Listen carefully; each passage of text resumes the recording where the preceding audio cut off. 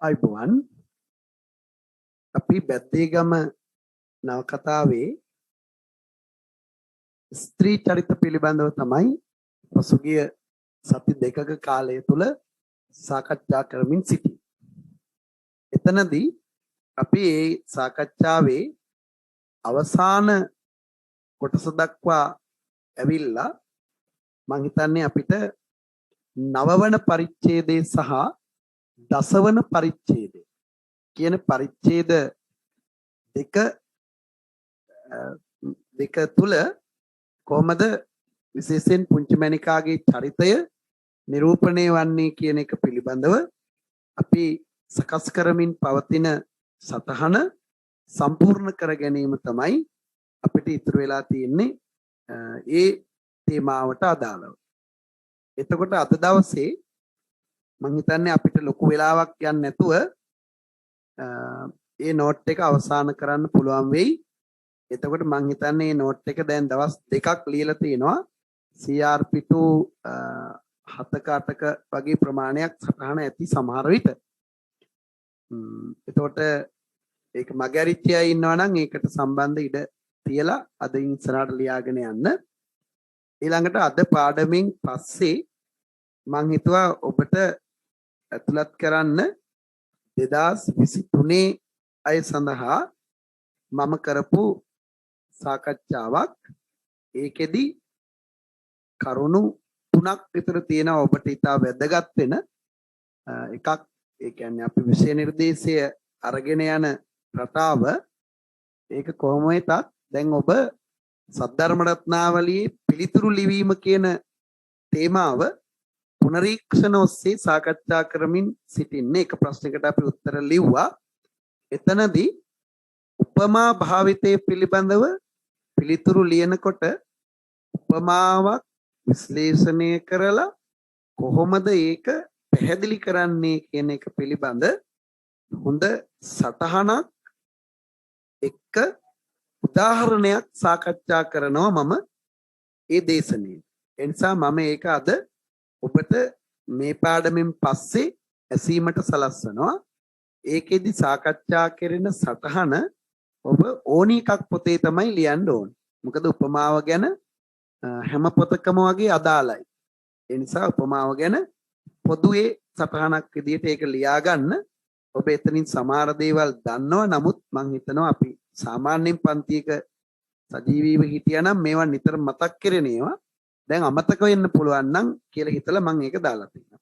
ඊළඟට මේ මාසේ ඔබට තියෙන ඊටාම වටින නිබන්ධයක් අර්ථ සම්බන්ධව බුද්ධිලකාවයත් එක්ක බැඳුණු. ඒක අනිවාර්යයෙන්ම ඔබ ගන්න. මොකද ඒකත් එක්ක අපි බුද්ධිලකාවේ අපේ අධ්‍යයනය නැවත පණ ගැන්වීමටයි බලාපොරොත්තු වෙන්නේ. ඒ එක්කම මේ මාසේ ඔබේ පුනරීක්ෂණ නිබන්ධයක් විදියට නෙමෙයි මම PDF විදියට ඔබට එවන්නේ. ඒකට හේතුව අපි ඒක ප්‍රශ්න පත්‍ර 4ක් තමයි කරන්නේ. ඒ කියන්නේ කෙටි ප්‍රශ්න පේපර් 4ක්. ලකුණු 20 පේපර් 4ක්. ඒ කියන්නේ ප්‍රශ්න 20 4ක්. දල වශයෙන් ප්‍රශ්න 80ක්. ඒක වෙන්නේ මම ඕගලන්ට පේපර් එක බ්‍රහස්පතින්දා උදේ එවනවා. බ්‍රහස්පතින්දා උදේ පේපර් එක එවනවා. එතකොට බ්‍රහස්පතින්දා ඔයා පේපර් එක තනියම කරන්න. බ්‍රහස්පතින්දා රෑ කියන්නේ 5 ඉඳලා 10 වෙනකන් යන කාලය තුල මම ඒ පේපර් එක ඇතුළත් කරනවා වීඩියෝ ක්ලාස් එක. එතකොට මේ පේපර් එක ඔබට පුළුවන් ඔබ ලියපු පිළිතුරු හරිද වැරදිද කියන එක සාකච්ඡාව ඇසුරින් බලන්න. ප්‍රශ්න 20ම මම උත්තර කියනවා. එතකොට එතන විශේෂයෙන් අහන්න තියෙන දේවල් ඔබට පුළුවන් යම් දල සටහනක් දාගන්න. එතකොට Zoom සාකච්ඡාවක් අවශ්‍ය වෙනකොට අපි Zoom සාකච්ඡාවක් කෙටි ප්‍රශ්න වෙනුවෙන් ලබා දෙනවා. ඒ විදිහට අපි ප්‍රශ්න පත්‍ර 5ක් විතර කරමු කෙටි පේපර් එක හඳුනා ගැනීම සඳහා. ඒකට ඔයගලට උදව්වට ගන්න පුළුවන් මේ අවුරුද්දේ ජනවාරි මාසේ නිබන්ධ. හරි? එහෙමනම් ඒක තමයි අපි වැඩපිළිවෙල මේ සතියේදී ඔබට විශේෂයෙන් මුණ දීමට සිදුවන ඊළඟට දැන් අපි ඉදිරි කාලයේදී ඔය පද්‍ය වගේ ඒවා ගත්තාම කොළඹගේ කවි සම්පූර්ණයෙන්ම නැවත වතාවක් ඔබට අහන්න සලස්වන්න සහ ඔබට මගේ අරුණු කියන්නේ නිසදැස් කවි පරපුරේ කවි තියෙනවා තව ඉගෙන ගැනීමට ඒවා එකිනෙක සතියට එක බැගින් ඉදිරියේදී එකතු කිරීමට බලාපොරොත්තු වෙනවා. හොඳයි. එහෙමනම් අපි අපේ සටහනට යමු. එතකොට අදම වීඩියෝ වලට සම්බන්ධ වෙනවා නම් කවුරු හරි පසුගිය දවස්වල මගේ ඇරිලා ඉඳලා ඒගොල්ලෝ මතක තියාගන්න අපි මේ අවසාන කොටසට තමයි සම්බන්ධ වෙලා තියෙන්නේ මේ තේමාව හා ආශ්‍රිත පාඩමේදී. හරි? පාලින් ලියන්න. බැද්දේගම නවකතාවෙහි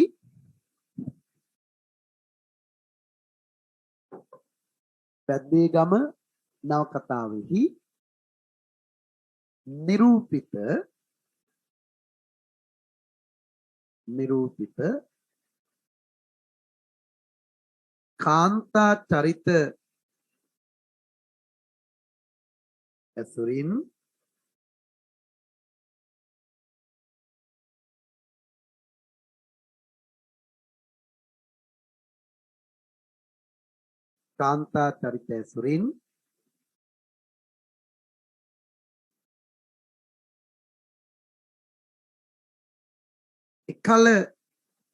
එකල ජීවත් වූ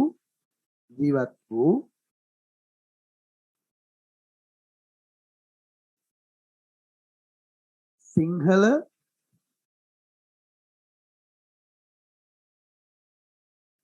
ගැමි කාන්තාවන්ගේ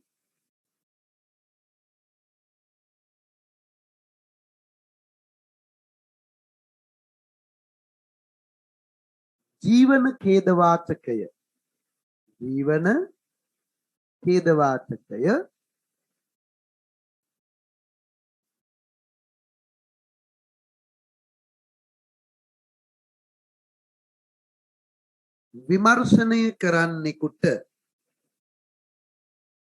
විමර්ශනය කරන්නෙකුට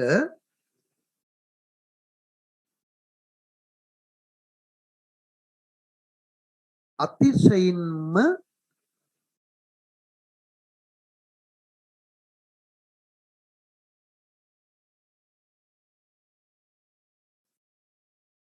වැදගත් වන චරිතය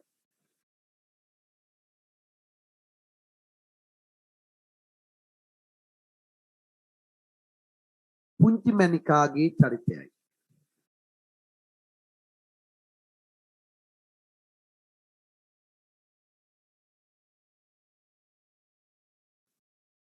ඊට හේතුව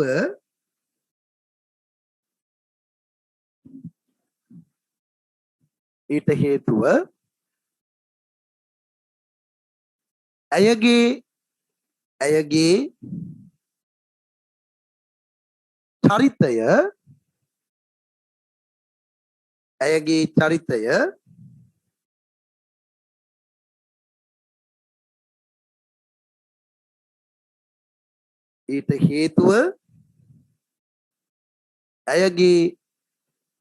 චරිතය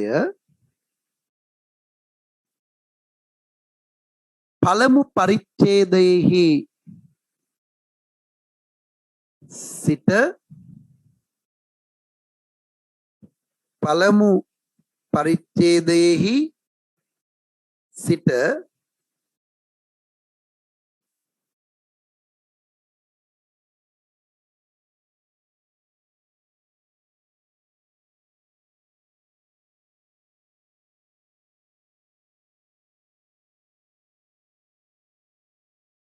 අවසාන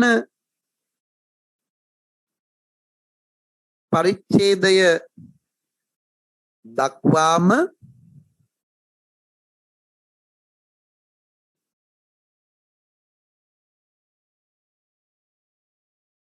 විකාශනය වී තිබීමයි.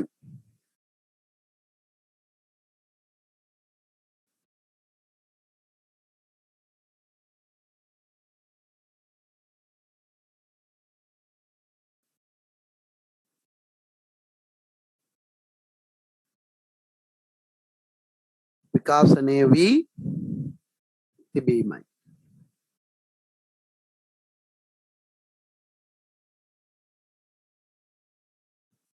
නවවන පරිච්ඡේදයට එන විට නවවන පරිච්ඡේදයට එන විට නවවන පරිච්ඡේදයට එන විට ඇය පාඨකයාගේ දයාවට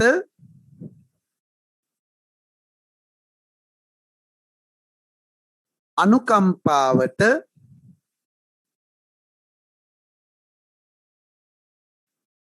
පාත්‍ර වී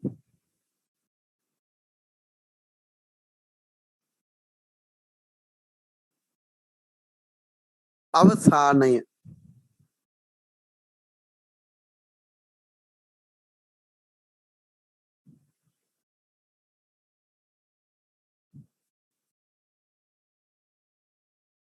ඒ මෙන්ම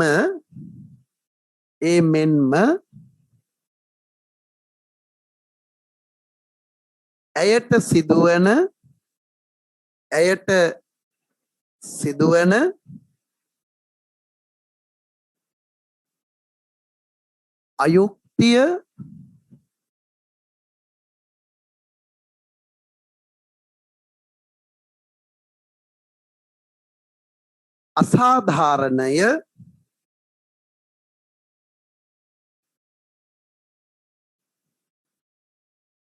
අයුක්තිය අසාධාරණය පිළිබඳව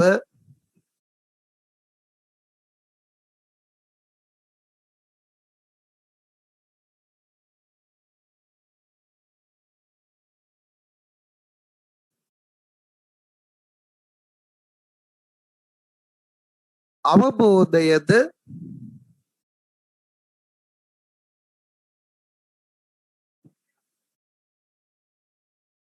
පාඨක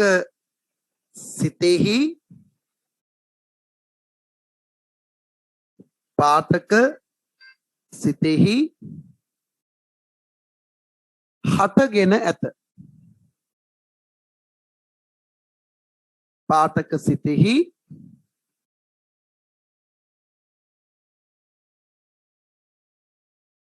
හටගෙන ඇත.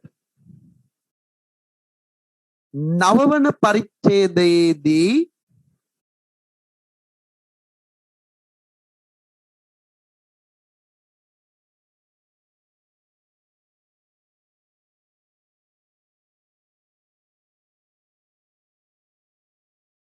එම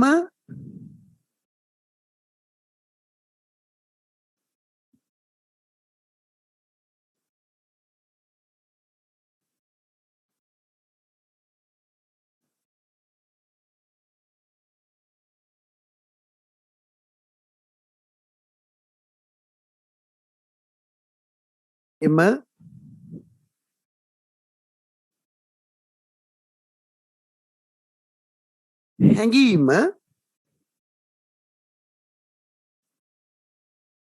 තවදුරටත්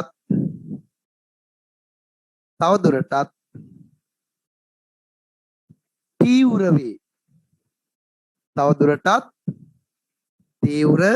වේ.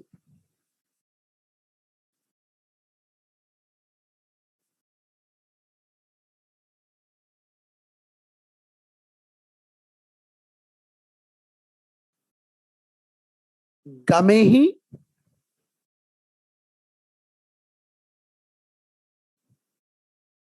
ඉතිරිව සිටි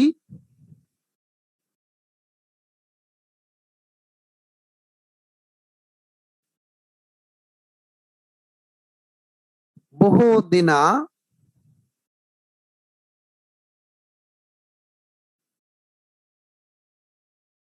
ගම අතහැර යයි.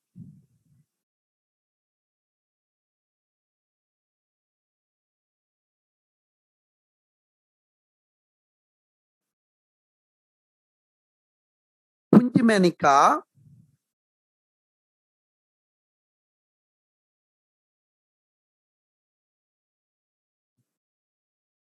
වනාන්තරයට ගොස්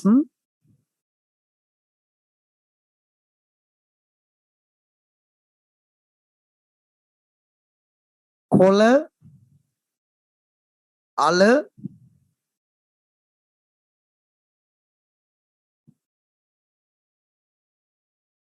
පළතුරු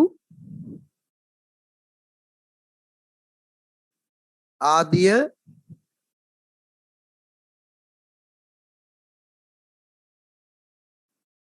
සොයාගෙනවොත්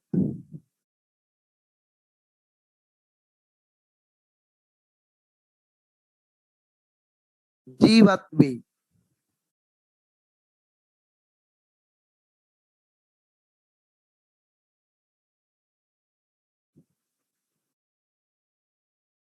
අසරණව සිටි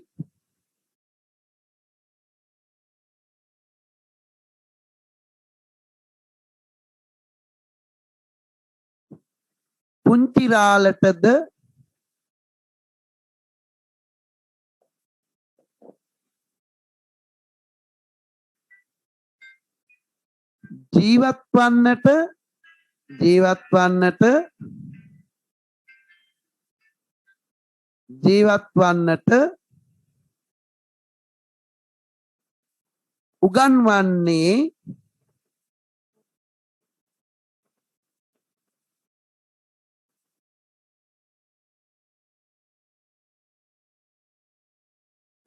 ජීවත් වන්නට උගන්වන්නේ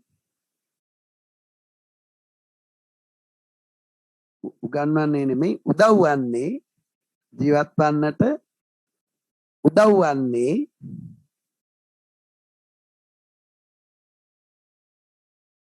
ඇයයි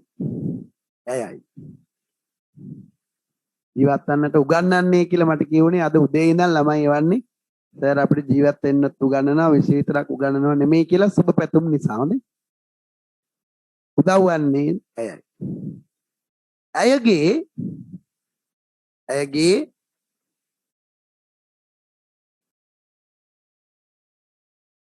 මනුෂ්‍යත්වයෙන් පිරි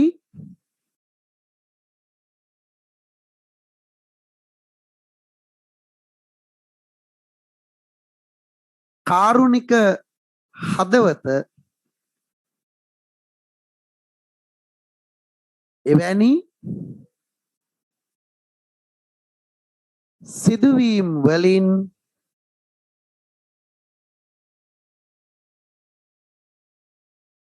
පිළිබිඹු වේ.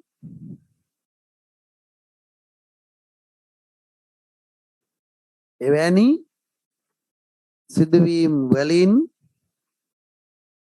පිළිබිඹු වේ.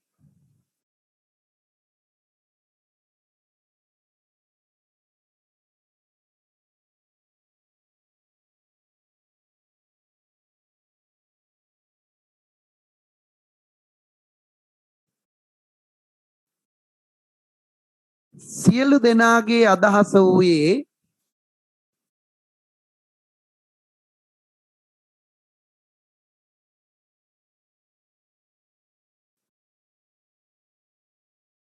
බබුන්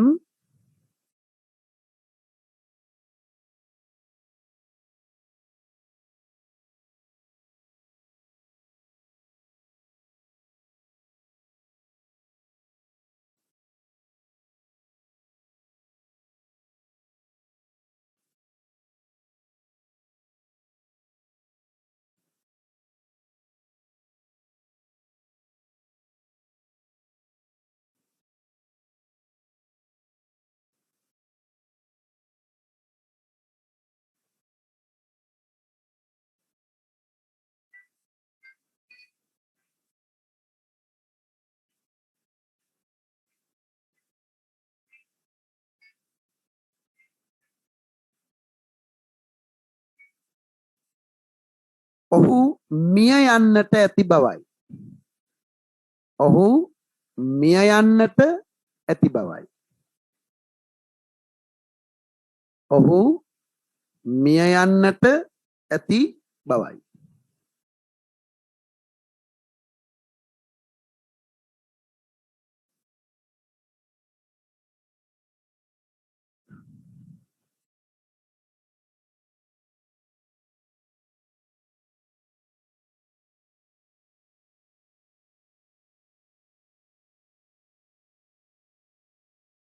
වෙදරාළද කියන්නේ දැන් ආරච්චිනේ අනේද? වෙදරාළද කියන්නේ වෙදරාළද කියන්නේ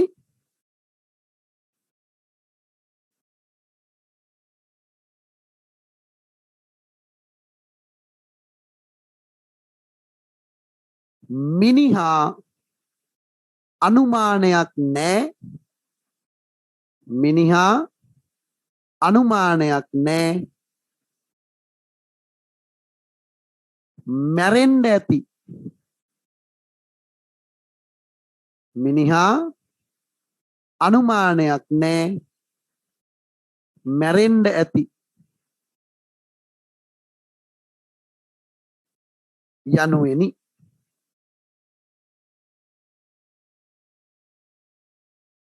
ඒ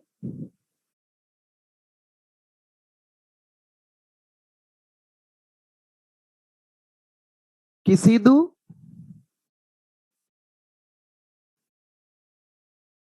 අදහසකින්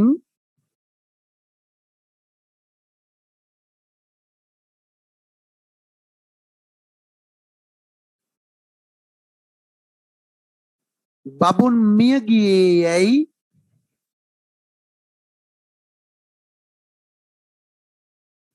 විශ්වාස කිරීමට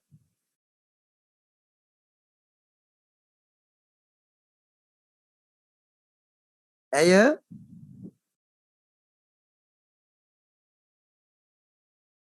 සූදානම්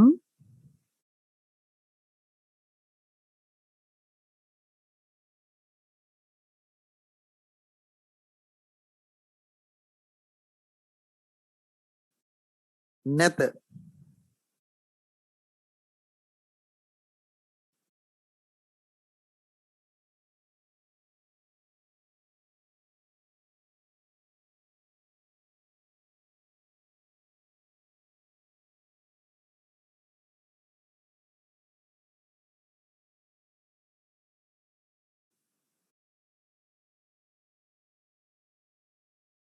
සූදානම් නැත.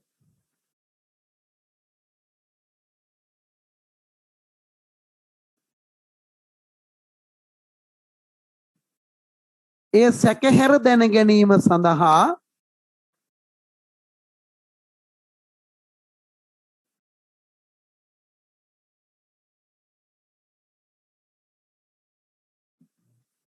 දැඩි වෙහෙසක් දරා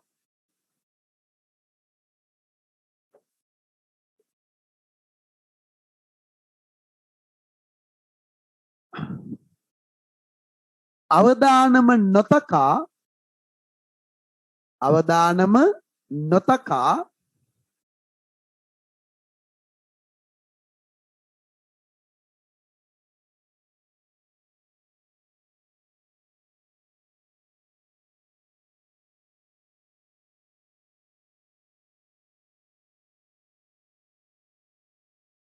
හිරගෙදරටද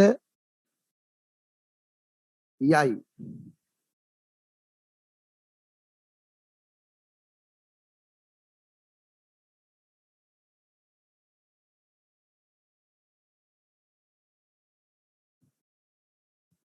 එසේ යන ඇය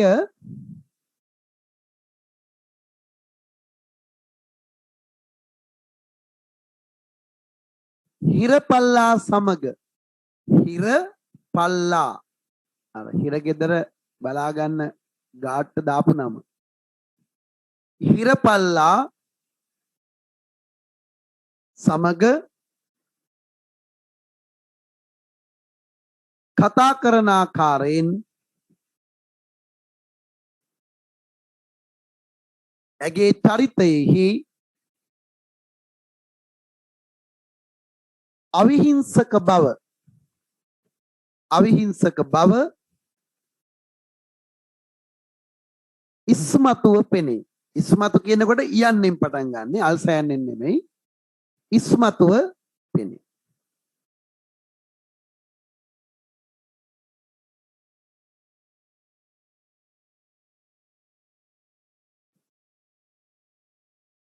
උද්දෘත පාඨය ලියන්න උද්දෘත පාඨය ලියන්න.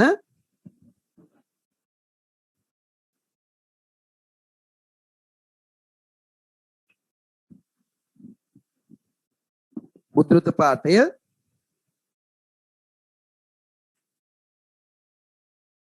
මගේ මිනිහා බලන්න ආවා අයියා.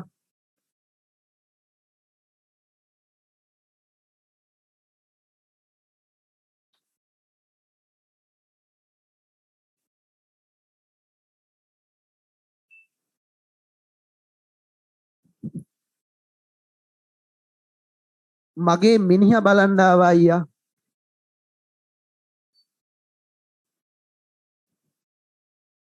එයා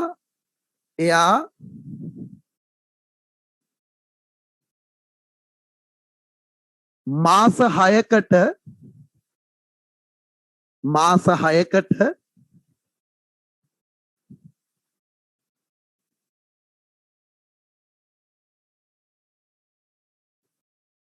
හිරගෙදරට එව්වා.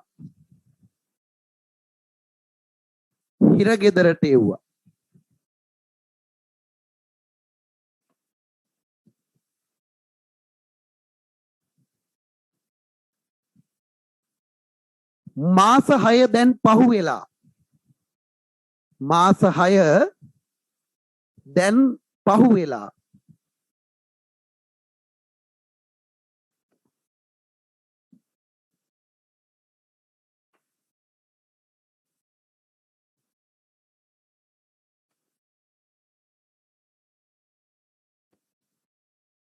තිත් තුනක් තියලා ලියන්න.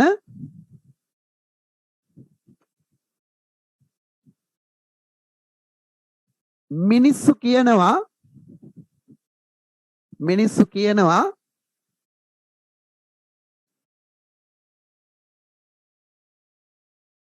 එයා මැරිලයි කියලා. මිනිස්සු කියනවා එයා මැරිලයි කියලා.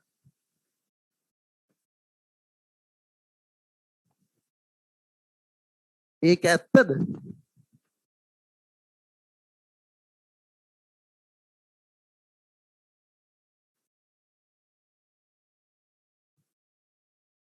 තිත් තුනක් තියලා පහලින් ලියන්න.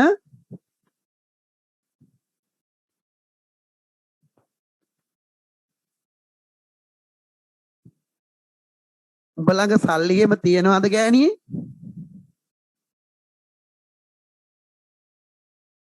උඹ ළඟ සල්ලි එහෙම තියනවද ගෑණියේ?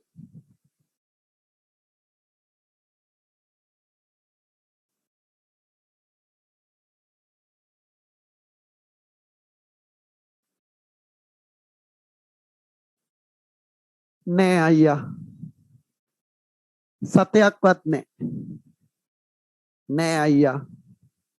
සතයක්වත් නෑ.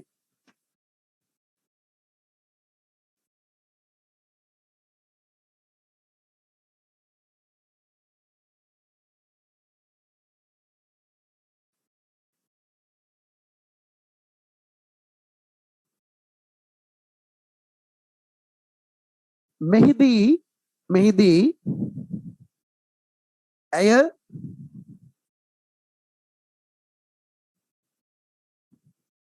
සිදුවී ඇති සත්‍ය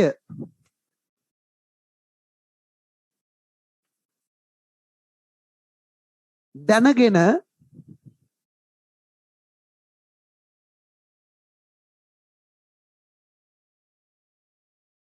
එයට මුහුණ දෙන ආකාරයෙන් එයට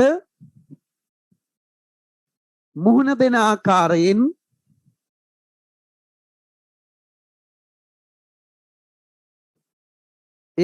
දෙන ආකාරයෙන්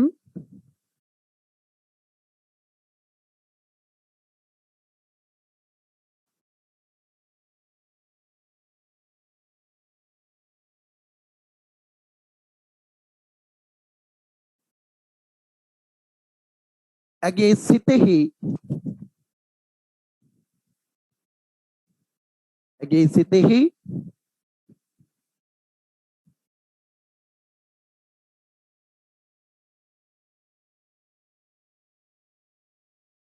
දැඩි බව හා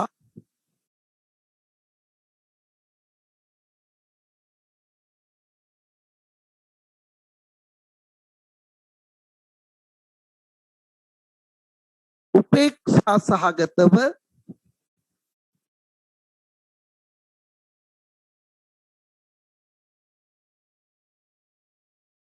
ජීවිතයට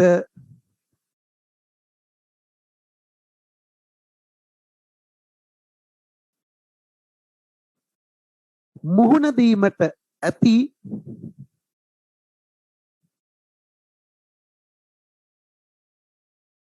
හැකියාව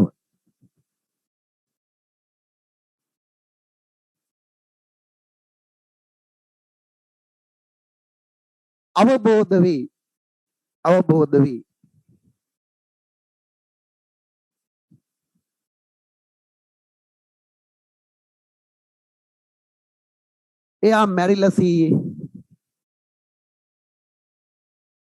එයා මැරිලා සීයේ.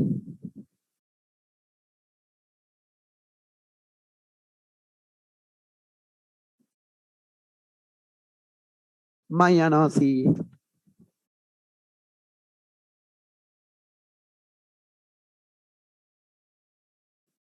ඡේදයෙන් කළා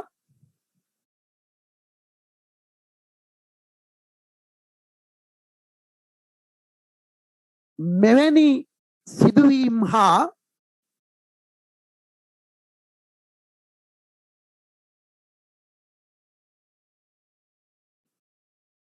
ඇය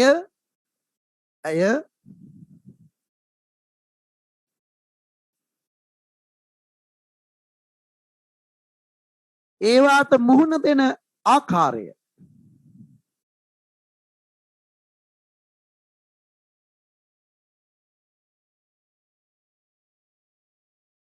දකින විට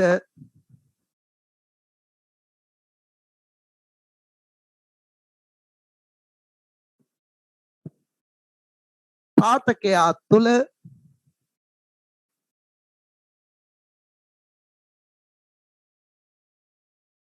ඇය කෙරෙහි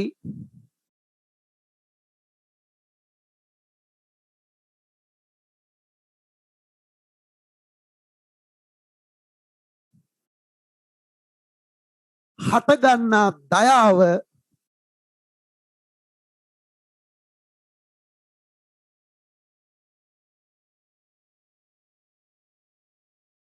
ගෞරවනීය ආකල්පයක් සමගද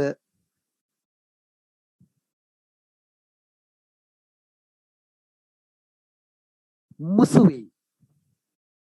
ගෞරවනීය ආකල්පයක් සමගද මුසු වෙයි.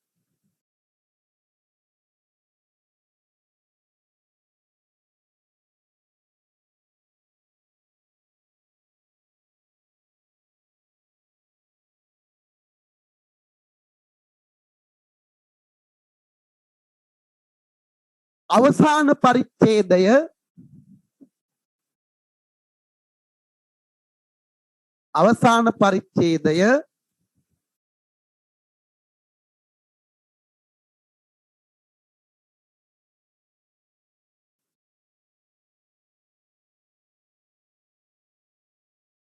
ආරම්භ වන විටම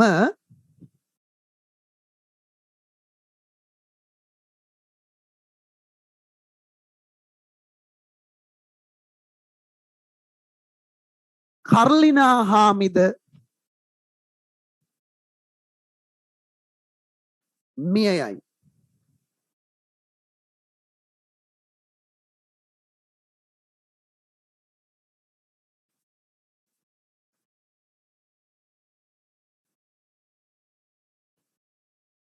ගමෙහි සියලුම දෙනා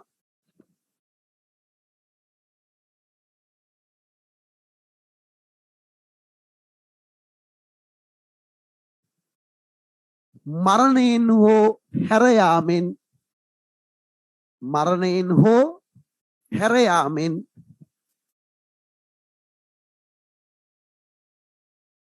ගම අතහරියි.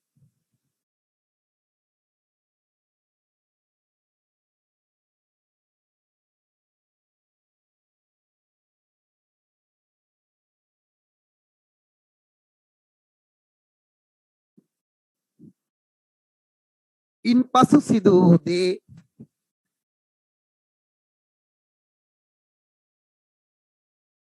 නවකතා කරුවා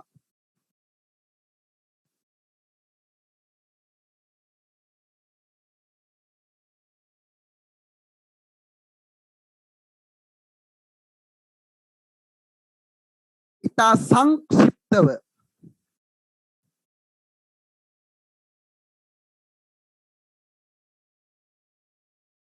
එහෙත්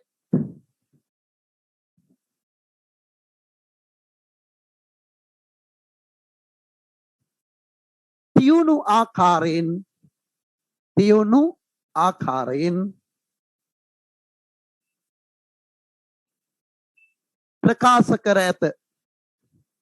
ප්‍රකාශ කර ඇත.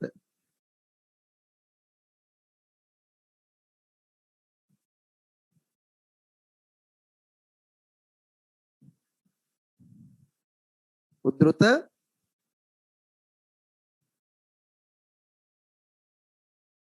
ගමත් පුංචි මැණිකාත් අමතකව ගමත් පුංචි මැණිකාත් අමතකව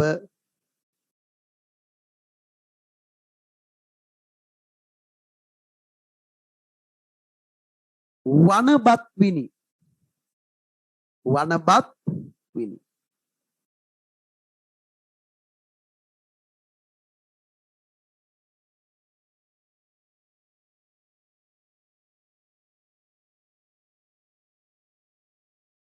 තවත් උද්ෘතයක් පහලින් ලියන්න.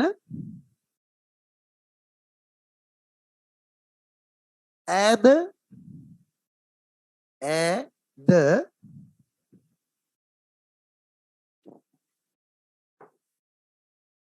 වනයෙහි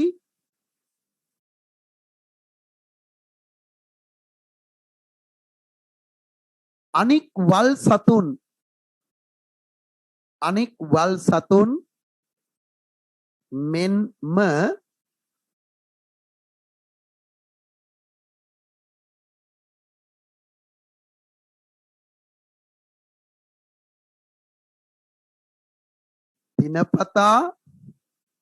දිනපතා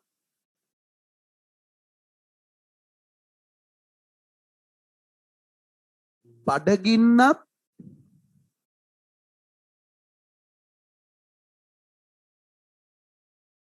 පිපාසයත්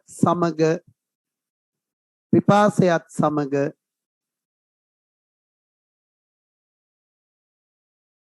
සටන් කරන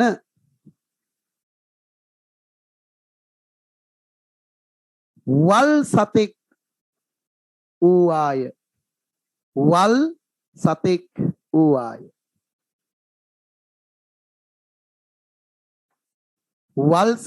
වූවාය.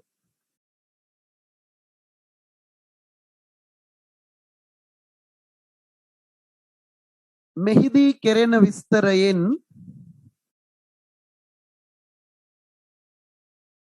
ඇයගේ ජීවිතයෙහි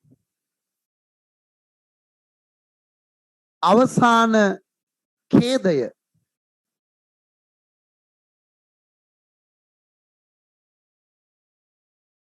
තියුණු අයුරින්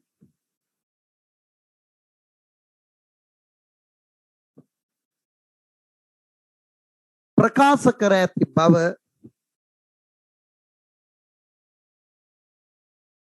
තහවුරු කළ හැකියි.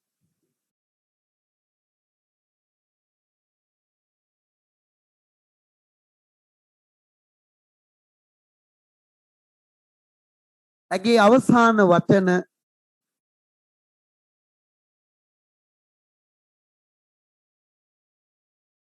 ඈ කෙරෙහි මෙන්ම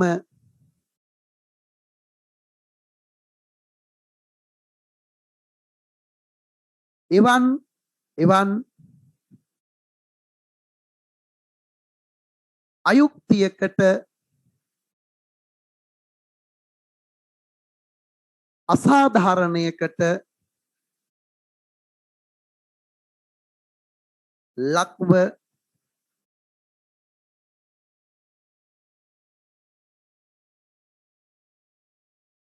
මියගිය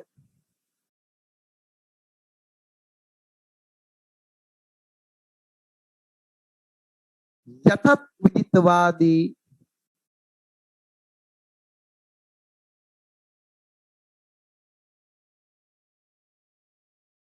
සෑම පුරවැසියෙකුගේම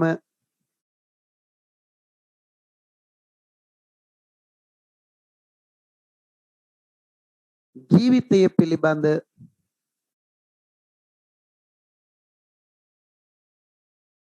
සානුකම්පිත හැඟීම් උපදවන්නකි. සානුකම්පිත හැඟීම් උපදවන්නකි.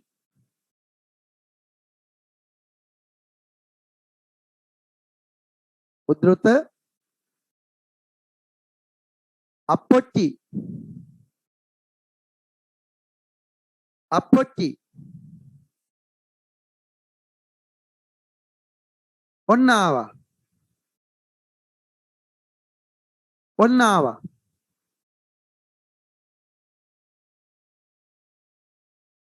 පඳුරේ ඉඳලා යක්ෂයා පැන්නා.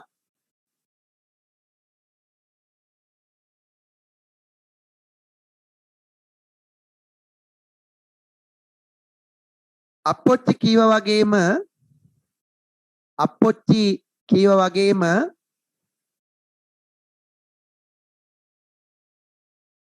මාව අල්ලා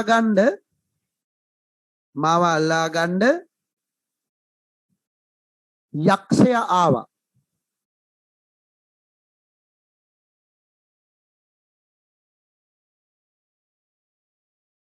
මාව බේරා ගනින් අපොච්චි.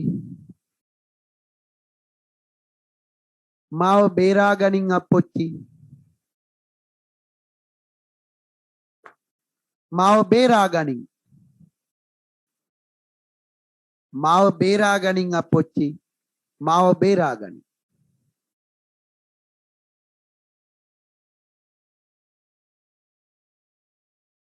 පාලින් අය බේරා ගැනීමට සමත්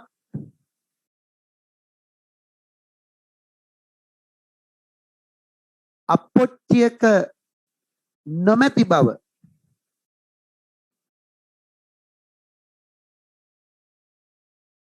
අපොච්චෙකු කියලා දාන්න. අපොච්චෙකු නොමැති බව දන්නා පාඨකයාට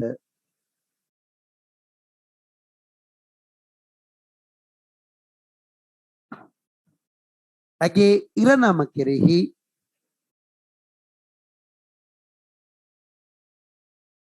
අනුකම්පාවත්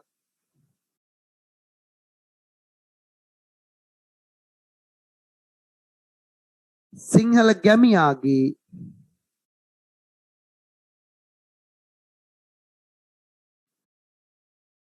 යටත් විජිත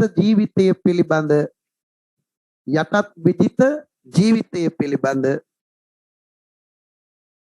අවබෝධයක්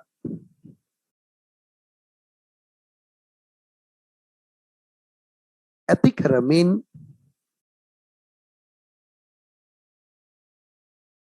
නවකතාව සමාප්ත වේ. නවකතාව සමාප්ත වේ.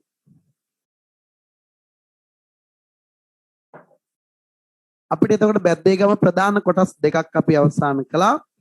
අත් වශයෙන්ම අපි විශාල අධ්‍යයනයක් කළා බැද්දේගම පරිච්ඡේද 10ව පිළිබඳ දීර්ඝ සමාලෝචනයක් කළා. මම ඒක ලබන සතියේ නැවත වතාවක් ඔයගලන් සියලු දෙනාට අහන්න දානවා ඒ සමාලෝචනයේ මුළුමනින්ම.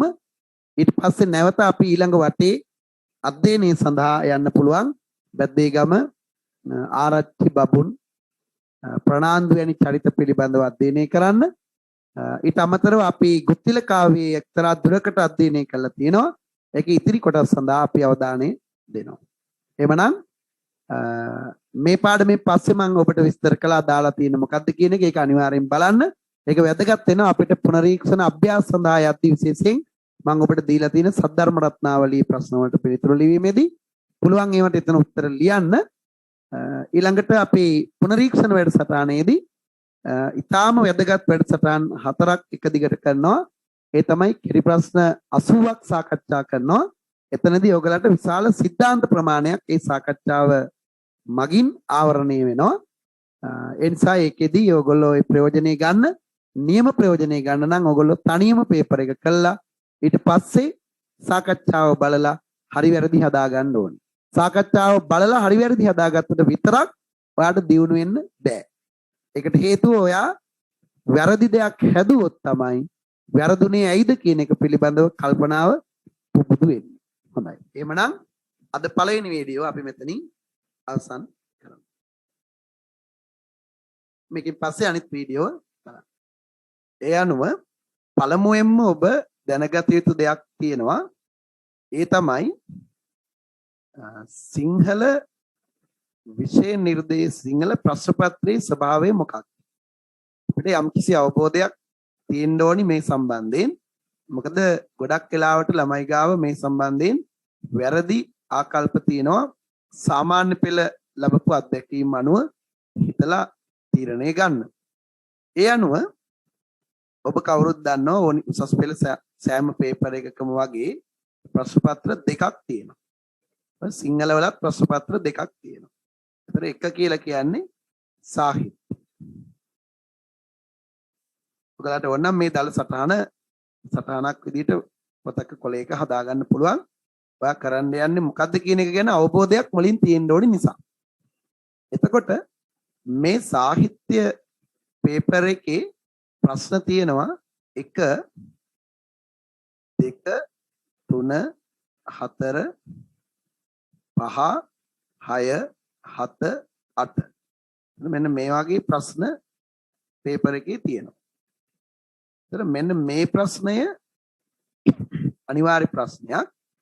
මේ ප්‍රශ්නයට ලකුණු ටික දෙන්නේ ඔයගොල්ලෝ විෂය නිර්දේශයේ කියවනවට. ඒ කියන්නේ විෂය නිර්දේශයට දීලා තියෙන පොත් වලින් 4ක් තෝරගෙන ඒ 4 හොඳට අධ්‍යයනය කරනවට තමයි මේ ප්‍රශ්නය දෙන්නේ. එතන ඔයගලට ලකුණු දෙනවා 16යි 28ක් ලකුණු මෙතනින් දෙනවා. මේ ප්‍රශ්නෙන් ලකුණු 28ක් දෙනවා. මෙතනින් ඊළඟට රසවින්දනයේට 12ක් එක්ක ලකුණු 40ක් මේ ප්‍රශ්නේ තියෙනවා. පළවෙනි ප්‍රශ්නේ තියෙනවා. ඒක අනිවාර්ය ප්‍රශ්නයක්. ඊළඟට මේවා 2 3 4 5 6 7 8 කියන ප්‍රශ්න වලින් ඔබ තෝරගන්න ඕනි ප්‍රශ්න 4ක් විතරයි. ලියන්න හම්බෙන්නේ විභාගෙට ප්‍රශ්න 4ක් විතරයි. දැන් අපි හිතමු රවීෂා තෝරගත්තා මෙන්න 2 3 4 5.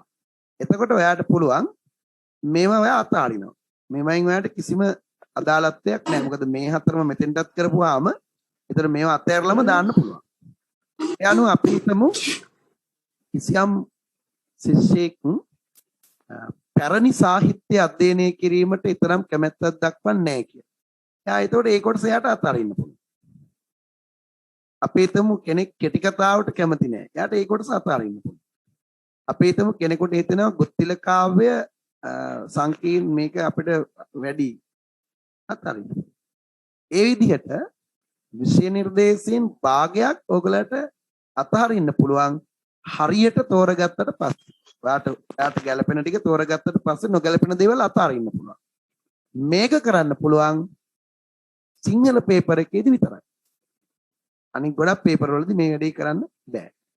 ඒ අනුව සිංහල පේපර් එකේ තියෙන මේ වාසිය නිසා අපි ඔබේ ගුරුවරයා හරියට මේ වැඩේ කළමනාකරණය කළොත් ඕගලට අත් වෙන විශාල වාසිය තමයි ඕගොල්ලෝ දන්නවා කවුරුත් විභාගයට අපිට විෂයන් 3ක් තියෙනවා.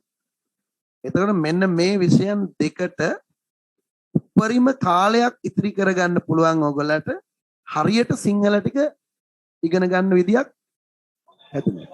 නැත්තම් ඕගොල්ලෝ ඔය පරණ විදියට උගන්වන විශාල සටහන් දෙන විශාල නෝට් දෙන පොත් පුරෙන්න දෙන අයත් එක්ක එකතු වෙලා වැඩ කරගෙන ගියොත් ඔයාට සිංහල ටික බලා ගන්නවත් අවුරුදු දෙකමාර මදි වෙනවා. ඊට පස්සේ ඔයාලා සිංහල වලට බනින්න පටන් ගන්න ගොඩාක් තියෙනවා කියලා. ඒක ඒ ගුරුවරයාගේ පුද්ගලික දක්ෂතාව මත සිද්ධ වෙන දෙයක්. හරි? එතකොට දැන් උදාහරණයක් ඇටියට මම 2009 ඉඳලා මේ දක්වා රත්නපුර දිස්ත්‍රික්කයේ ගත්තොත් මේ දිස්ත්‍රික්කයේ ASCII නේ අපි පන්තිකලේ දැන්නේ ඔන්ලයින් එක ලංකාවේ ගොඩක් පැතිවල අය සම්බන්ධ වෙන්නේ. ඒතර මෙන්න මේ කාලය තුල රත්නපුර දිස්ත්‍රික්කයේ සියලුම ප්‍රථමයන් සිංහල විද්‍යාධාරපු අසිරිමත් සිංහල වැඩබිමෙන් තමයි උපකාරක අධ්‍යාපනය ලැබී සිංහල විෂය. ඒක කරන්න මට පුළුවන් වුණේ මෙන්න මේ විදිහට අනෙක් විෂයන් දෙකට උපරිම ප්‍රතිඵලයක් ගැනීමට හැකි ආකාරයට සිංහල විෂය කළමනාකරණය කළ දීම මගින්. ඒක කරන්න මේ දිස්ත්‍රික්කේ නම් කිසිම ගුරුවරයෙක් මේ කාලය තුල වෙනත් සමත් වෙලා නැහැ. එහෙම සමත් වෙලා ඉන්නව නම් කවුරු හරි ගුරුවරයෙක් මම මේක ස්ක්‍රීන් එකෙන් අයින් කරනවා. සමත් වෙලා ඉන්නවා නම් එයාලා කියනවා නම් මෙන්න දිස්ත්‍රික්කේ පළවෙනිය මෙන්න විභාගාංකය මෙන්න ඉස්කෝලේ කියලා. එතකොට ඔයාලට තේරෙනවා මං කියන්නේ ඇත්තක්ද බොරුවක්ද කියලා. එහෙම කියන්න කිසිම ගුරුවරයෙක් නැහැ. ඒගොල්ලෝ කියන්නේ ඔය මොකද ප්‍රදේශේ පළවෙනියා, පන්සල එහා පැත්තේ පළවෙනියා, ඉස්කෝලේ පළවෙනියා වගේ ඒවා තමයි. ඒක මම ඔයාලට කියන්නේ අපි අර විෂයන් දෙක කළමනාකරණය කරන්නයි ඔයාට අවස්ථාව දෙන්න ඕනේ. නැත්නම් සිංහල වලට ඔයාගේ මුළු කාලයම අරගෙන බෑ. දැන් ඔයාට මම කියන දේ හොඳට වටහා ගන්න පුළුවන් අවස්ථාවක් තියෙනවා. සිකුරාදා ඔබ කවුරුත් දන්න පරිදි සිකුරාදා හවස 2ට 2 ඉඳලා 3 දක්වා සිකුරාදා හවස 2 ඉඳලා 3 දක්වා ජාතික රූපවාහිනියේ මේ එන සිකුරාදා මම ව්‍යාකරණ රීති 10ක් උගන්වනවා. ඒක ඔබේ පළවෙනි කණ්ඩායමට මම උගන්වලා තියෙනවා 23. එතකොට මේකට අනිවාර්යෙන් සියලු දෙනා ජාතික රූපවාහිනිය ගාවට ඇවිල්ලා බලන්න. ඒ වගේම තව යාළුවන්ටත් කියන්න බලන්න කියලා. එතකොට ඔන්න සිංහල ගැන තියෙන වැරදි අදහස් ගොඩක් නැති වෙනවා මේ පැය ඇතුළත. මම PDF එකක් තියෙනවා මේකේ වාක්‍ය. ඒකත් ඔයාලට අනිවාර්යයෙන්ම එවන්නම් ගෙදර ඉඳන් කරන්න පුළුවන් විදියට. එතකොට මේක මම ඔබට කියන්නේ දැන් මේක නේ 2021 ළමයින්ට මේක කරන්නේ. 2021 ළමයි සියලු දෙනා උසස් පෙළ විභාගයට මුහුණ දීමට ඉන්න ලංකාව පුරා ඉන්න සියලුම ළමයින්ට සිංහල විෂය උගන්වන්න සුදුසුම ගුරුවරයා හැටියට ජාතික අධ්‍යාපන ආයතනය, ජාතික රූපවාහිනිය, අධ්‍යාපන අමාත්‍යාංශය විසින් තෝරා ගනු ලැබූ ගුරුවරයා තමයි මම. ඒකට විශේෂයක් තියෙනවා. හේතුව තමයි මේ කෙටි කාලය තුල විෂය නිර්දේශය අල්ලලා දෙන්න පුළුවන් වෙන්නේ. පුළුවන් කාටද කියන එක පිළිබඳ ඔවුන්ගේ සමීක්ෂණය තමයි ඒකට හේතුව. මම හිතනවා ඔබටත් සිංහල විෂය සම්බන්ධයෙන් බයක් තියාගන්න ඕනේ. විශාල දේවල් පාඩම් කරන්න තියෙනවා කියලා ඔන්න සාහිත්‍ය සම්බන්ධයෙන්. ඊළඟට අපි දෙවෙනි පේපර් එක ව්‍යාකරණ පේපර් එක ගත්තොත් මේක හැදිලා තියෙන විදිහ බලන්න. ව්‍යාකරණ පේපර් එකේ 1 2 3 ප්‍රශ්න අනිවාර්යයි. 2 කියලා කියන්නේ සාරාංශය සහ අවබෝධය. මතක තියාගන්න සාරාංශය සහ අවබෝධය ඔන්න ඔයා සාමාන්‍ය පෙළදී ලිව්වා. උසස් පෙළට තියෙනවා. ඊළඟට ඔයා රජයේ රැකියාවකට යනවා නම් තියෙනවා. උපාධියෙන් පස්සේ රැකියාවකට යනවා නම් ලියන්න තියෙනවා පේපර් එකක්. රැකියාවක් අරගෙන ඒකේ උසස් වීම යනවා නම් ලියන්න තියෙනවා පේපර් එකක්. මේ විදිහට මෙන්න මේ ප්‍රශ්නේ ඔයාගේ මුළු ජීවිතේම තියෙනවා. මේ ප්‍රශ්නය මුළු ජීවිත කාලෙම තියෙනවා. ඊළඟට රචනාව. මේකත් එහෙමයි. මේ හැම විභාගයකම වගේ තියෙනවා. මේකත් ජීවිත කාලෙම වගේ ඔයාට වැදගත්. එතකොට මේ දෙකම තියෙන්නේ විෂය නිර්දේශයෙන් නෙමෙයි. මේ දෙකම තියෙන්නේ විෂය නිර්දේශයට පිටින් ඔබේ පුද්ගලික දැනුම මත පදනම් වෙනවා. අපිට උදව් කරන්න පුළුවන් නමුත් ඔබේ අතේ තමයි තියෙන්නේ. ඒ අනුව මෙතන තියෙනවා ලකුණු 50. ඒ ලකුණු සිංහල පේපර් එකේ ලකුණු 50ක් තියෙන්නේ ඡේදයක් අස්සේ. හරි? ඊළඟට මේක තියෙන්නේ කෙටි ප්‍රශ්න 20. මෙතන දැන් අපි හිතමුකෝ කවුරු හරි කෙනෙක් ඉන්නවා එයාට සමාස අමාරුයි තේරෙන්නෙම නැහැ. සමාස වල එයාට තියෙන උසස් පෙළ විභාගෙදී එක ලකුණක වටිනාකමක් විතරයි. සමාසය අතහැරලම දැම්මත් තව ලකුණු 99ක් තියෙනවා 75ක් ගන්න පුළුවන්. ඊළඟට මේකේ 4 5 6 7 8 කියලා ප්‍රශ්න තියෙනවා. එතකොට මේ තුන අනිවාර්යයිනේ. එතකොට මෙන්න මේ ප්‍රශ්න 1 2 3 4 5න් ඔයා ලියන්න ඕනේ ප්‍රශ්න 2ක් විතරයි. ඒතර ඔබ හිතනවා නම් සංකීර්ණ කොටස් තියෙනවා ව්‍යාකරණ වල තේරෙන්නේ නැති ඒක අතාරින්න. ඔන්න ඒක අතේ. පා කියන ඔය සංදීම කොච්චර කළා පැටලන හරි අතාරින්න. ඉවරයිනේ. ඒකෙන් පාඩුවක් එන්නේ නැහැ නේද? ඔය කෘදාන්ත තද්දිත වගේ අමාරුයි අතාරින්න. මෙතන තියෙනවා වාක්‍ය ටික කොච්චර ලේසිද කියලා ඔයාලට සිකුරාදාට තේරුම් ගන්න පුළුවන්. ඒ විදිහට මේ සිංහල පේපර් එක හදලා තියෙන්නේ මෙන්න මේ වගේ ව්‍යුහයක් අස්සේ. මේ ඔක්කොම ඔබට නිර්දේශිතයි. ඔබට මේ කොටස් මේන් කැමති කොටසක් තෝරගන්න තියෙනවා. දැන් මේක දන්නේ නැති අය තමයි මේ ඔක්කොම ටික අපිට පාඩම් කරන්න තියෙන ඔක්කොම ටික කරන්න තියෙනවා කියලා සිංහල විෂයට බය වෙන්නේ. එනු මම හිතනවා දැන් ඔබට ඒ සම්බන්ධයෙන් හොඳ අවබෝධයක් ලැබෙන්න ඇති කියලා අලුතින් සම්බන්ධ වෙන අය ඉන්න නිසායි මම මේ මතක් කිරීම කළේ. හරි. එතකොට තව විදියකින් අපිට හිතුවොත් ඇයි ඔබ සිංහල විෂය හැදෑරිය යුතු වෙන්නේ? දැන් අපි ටිකටම මෙහෙම වාඩි වෙලා ඔයගොල්ලොත් එක්ක කතා කරන්න බලාපොරොත්තු වෙන්නේ නැහැ. පන්තියක් විදියට මේකේ හිටගෙන කෑ ගහන්න දිනව මට. අද දවසේ අපිට මේක එවැනි ව්‍යුහයක් නෙමෙයි මෙතන සකස් කරගෙන තියෙන්නේ. ඒ නිසා මම හිතනවා ඔබට මම මෙහෙම ඉන්න එකේ අපහසුයක් නැහැ. ඊළඟට මම ස්ක්‍රීන් එකේ ලියන ඒවා මම හිතනවා සමහර වෙලාවට බෝඩ් එකේ ලියන එකට වඩා ඔබට පහසුවෙන් කියවා ගැනීමට සහ හඳුනා ගැනීමට හැකියි කියලා. එතකොට දැන් ඇයි අපි සිංහල කරන්නේ සහ සිංහල අනිවාර්යද වගේ ප්‍රශ්න සමහර ළමයි ගාව තියෙනවා. ඔයගොල්ලෝ මේ දැනුම ඒ ළමයි අතරට ගෙන යන්න ඕනි දූත පිරිසක් වශයෙන්. දැන් සිංහල උසස් පෙළට අනිවාර්ය නෑ. සහ උසස් පෙළ කලාංශයට එකම විෂයක්වත් අනිවාර්ය නෑ. හැබැයි උසස් පෙළින් පස්සේ තියෙන 90ක් විභාග 99ක් විභාග වලට සිංහල අනිවාර්යයි. විද්‍යාපීඨයට යනකොට ප්‍රාථමික අංශයට යන්න සිංහල අනිවාර්යෙන් කරලා තියෙන්න ඕනේ උසස් පෙළ. ඊළඟට දෙවන බස සිංහල උගන්වන්න සිංහල අනිවාර්යෙන් කරලා තියෙනවා. පළමු බස සිංහල උගන්වන්න සිංහල අනිවාර්යෙන් කරලා තියෙනවා. ඊළඟට විශ්වවිද්‍යාලවල බොහෝ විට පළවෙනි අවුරුද්දේ තියෙන පදනම් පාඨමාලාවල ප්‍රධාන විෂයක් තමයි සිංහල භාෂාව සාහිත්‍ය. ඊළඟට ඔබ විශ්වවිද්‍යාලයට හෝ විද්‍යාපීඨයට ගියේ නැත්තම් හරිද? ඊළඟට රජයේ රැකියාව තියෙනවා ලියන්න උසස් පෙළ සමත් අය. ග්‍රාම සේවක විභාගයේ තියෙනවා. ලිපිකරු විභාගයේ තියෙනවා. රෙජිස්ට්‍රාර් විභාග තියෙනවා. හරි? කළමනාකරණ සහකාර සේවයේ තියෙනවා. මේ හැම පේපර් එකකම භාෂා ප්‍රවීණතාව පිළිබඳ පේපර් එකකට මුහුණ දෙන්න ඔබට සිද්ධ වෙනවා. ඊළඟට උපාධීන් පස්සේ ඔබ ලියන ගුරු සේවාව සඳහා, අධ්‍යාපන පරිපාලන සේවාව සඳහා, රාජ්‍ය පරිපාලන සේවාව සඳහා සහ ඊළඟට ඔබ රැකියාවක් කරන ගමන් රැකියාවෙන් උසස් වීම ගැනීම සඳහා ලියන කඩයිම් විභාග සඳහා ඔබට භාෂා ප්‍රවීණතාව මැන බලන ප්‍රශ්න පත්‍රයකට මුහුණ දෙන්න සිද්ධ වෙනවා. එයින් ඔබ තීරණය කරන්න ඕනි උසස් පෙළට අනිවාර්ය කළ නැහැ. නමුත් ජීවිතයට අනිවාර්ය කළා තියෙනවා භාෂා අධ්‍යයනය. මෙන්න මේක තේරුම් ගන්නේ නැති ගුරුවරු ඉන්නවා.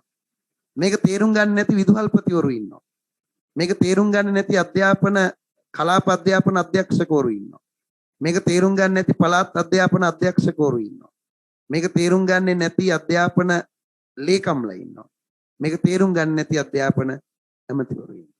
ඉතින් මේක පැහැදිලි කිරීමක් ඒ ඉහළ ඉඳන් පහළට එනවා නම් අධ්‍යාපන ඇමතිතුමා, අධ්‍යාපන ලේකම්තුමා, ඊළඟට ජාතික අධ්‍යාපන ආයතනය, ඊළඟට පළාත් අධ්‍යාපන අධ්‍යක්ෂවරු, කලාප අධ්‍යාපන අධ්‍යක්ෂවරු, ඊළඟට විදුහල්පතිවරු දක්වා මේක එනවා නම් සිංහල විෂය හැම පාසලකම කලාංශය කරන දරුවන්ගේ අනිවාර්ය විෂයක් බවට පත් කිරීමට පුළුවන්.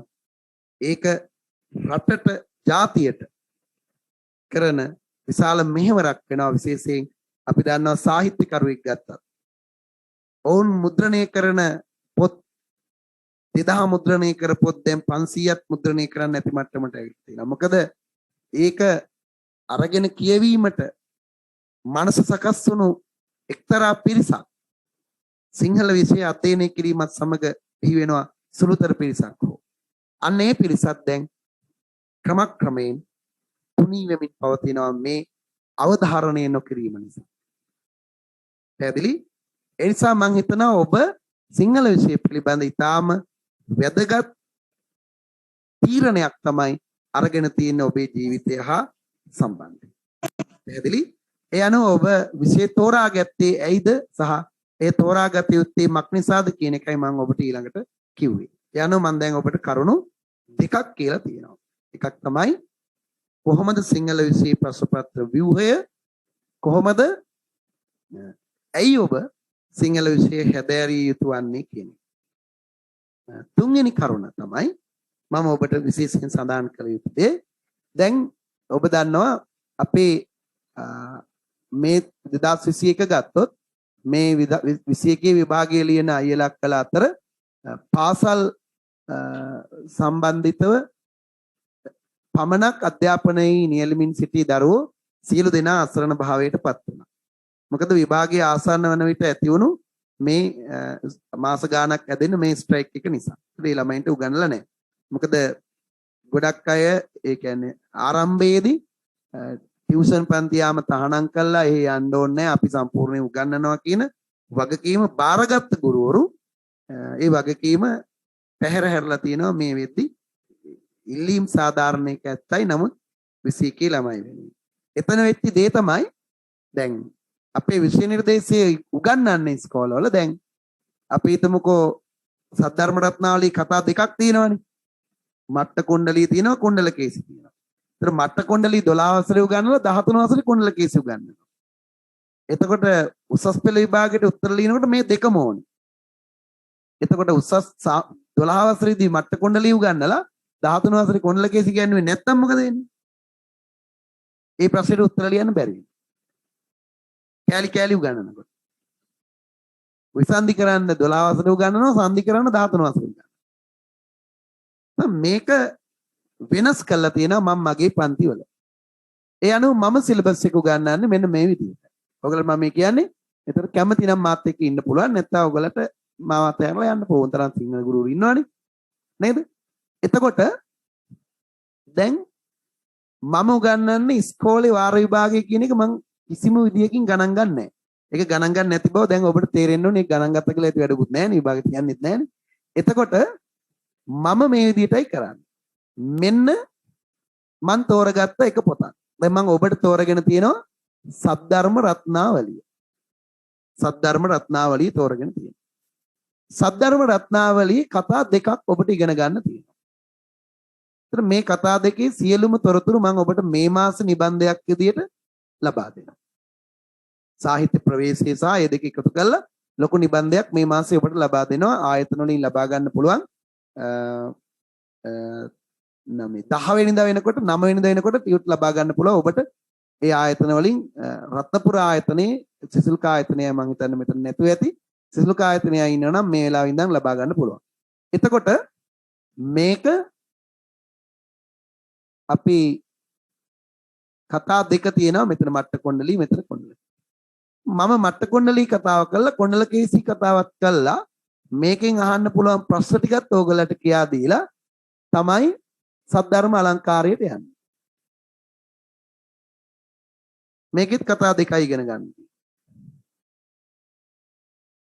මේ කතා දෙකත් උගන්වලා ඉවර වෙනවා. ඒතර ඔයාලට මේකෙන් ලකුණු 22යි මේකෙන් ලකුණු 22යි ගන්න පුළුවන්. ලකුණු 44ක් ඔයා අරන් ඉවරයි. ඔයා ගන්න යන්නේ ලකුණු 75ක් නේ. සැලසුමක් තියෙන්න ඕනි කියන්නේ ඒකයි. ඒතර මෙතන 1යි 3යි. තව ලකුණු 31යි ඔයා මුළු විභාගයේ අවුරුදු මේක අපි මාස 3ක් වගේ යද්දි මේ දෙක ඉවර වෙනවා. මුළු කාලෙම තව ගන්න තියෙන ලකුණු 31යි. ඊළඟට මම තව පොත දැන් ඉස්කෝලේ කරන්නේ ඒව නෙමෙයි. මේක 12 වසරේ කළා මේක 13 වසරේ කළා. ඒකලට තියෙන විනාඩි 40 40නේ. මේක 12 වසරේ කළා මේක 13 වසරේ කළා. හරි. මම එහෙම නෙමෙයි මේක ඉවර කළා ඔයාලට පාඩම් කරන්න ඕන ටික දෙනවා. මේක ඉවර කළා ඔයාලට පාඩම් කරගන්න ඕන ටික දෙනවා. ඊළඟට අපි ගියා කියලා හිතන්නකෝ ප්‍රේමතෝ ජායති සෝකෝ නාට්‍යයට. ප්‍රේමතෝ ජායති සෝකෝ නාට්‍යයට ගියා ඒක ඉවරම කරනවා.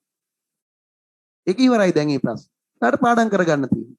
ඒ අනුව ඔයාට විභාගයට මාස 6ක් තියෙද්දි මම හැම පන්තියකම විෂය නිර්දේශය අවසන් කරලා දෙනවා. අපේ 2021 දරුවන්ට ඔය කොරෝනා නිසා ප්‍රශ්නේ ආවේ නැහැ. 20 දරුවන්ට ওই ප්‍රශ්නේ ආවෙත් නැහැ සිංහල විෂය හදාරන්න. ඒ අපි අරගෙන ගිය අර මගේ විෂය නිර්දේශය ආවරණය කිරීමේ වැඩපිළිවෙල නිසා මම ඒක ඔබටත් ක්‍රියාත්මක කරනවා. පැහැදිලි? ඒතර මේ මම කරපු දේ වටිනාකම 2019 ළමයි දැක්කා සහරාන් ගැහුවට පස්සේ. 2020 ළමයි දැක්කා කොරෝනා ආවට පස්සේ. 21 ළමයි දැක්ක කොරෝනාවට පස්සේ. 22 ළමයින්ටත් ඒක දැන් පැහැදිලි. 23 අයට ඒක කියන්න නැහැ තියෙන්නේ. ඔබට යම් දුරකට මේක යම් කිසි වාසි සහගත තත්ත්වයක් එන්න ඉඩ තියෙනවා ඉදිරි කාලයේදී අපිට සාමාන්‍ය විදියට වැඩ කරන්න අවස්ථාව ලැබිලා. හොඳයි. ඒ අනුව මම මූලික කරුණු තුනක් ඔබට අද දවසේ අතිරේක වශයෙන් කීමට බලාපොරොත්තු වෙච්ච කරුණු කියලා දැන් අවසానයි. ඊළඟට මම ඔබට කියන්න ඕනි තව දෙයක් දැනට ඔයගොල්ලෝ විෂය නිර්දේශය හා සම්බන්ධ පොත් මොකුත් මිලදී ගැනීමට උත්සාහ කරන්න ඕනේ මේ වෙලාවේදී ඔබට අවශ්‍ය පොත් මම කියන්නම් ප්‍රධාන පොතක් ඔබට අවශ්‍යයි ඒක CR පොතක් ඒකේ පිටු සංඛ්‍යාව ඔබ තීරණය කරන්න පිටු සංඛ්‍යාව 80ට වඩා වැඩි නම් හොඳයි ඒකේ නම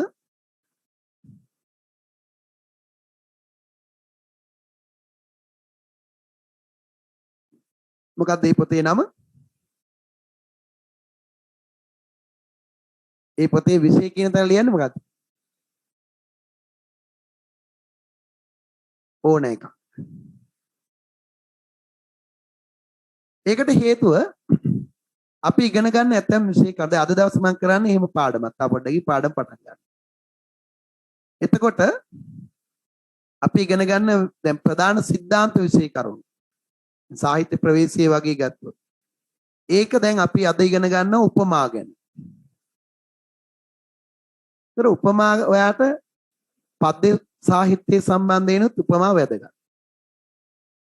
ඊළඟට පැරණි කතාවලත් උපමා තියෙනවා. සද්ධර්ම රත්නාවලිය ඔයයි තියෙනවා. සද්ධර්ම අලංකාරෙත් තියෙනවා. ප්‍රේමතෝ ජායති වලත් තියෙනවා. බැද්දීගමත් තියෙනවා.